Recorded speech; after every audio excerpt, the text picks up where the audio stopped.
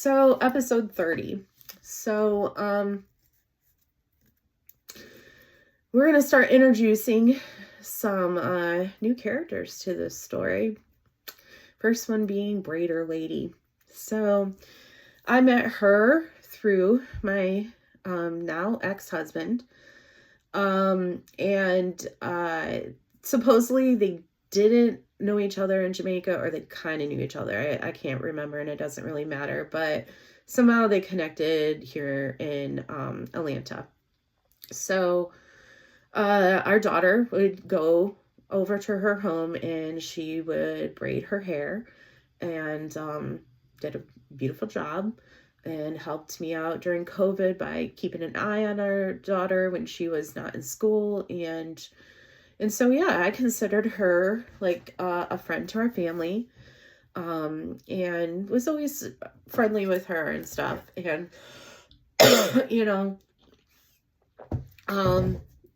she ended up being on maternity leave it was October of 23, and she was headed to go over and see her family in Jamaica during her maternity leave.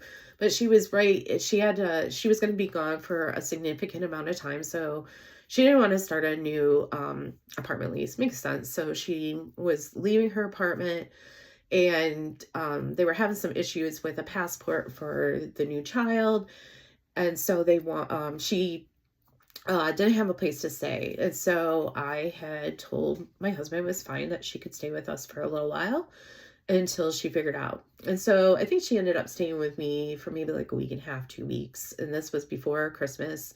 And, it was not a problem. We enjoyed our time together. It was fun being around the baby. And then once the paperwork or the passport stuff was finalized, off they went to Jamaica. So she was then returning back to the US in April. And before that, in March, actually, when she was gone over, we communicated a few times, nothing too extreme, but just, hey, how you doing, or how's the weather, or wishing each other holiday greetings or whatever.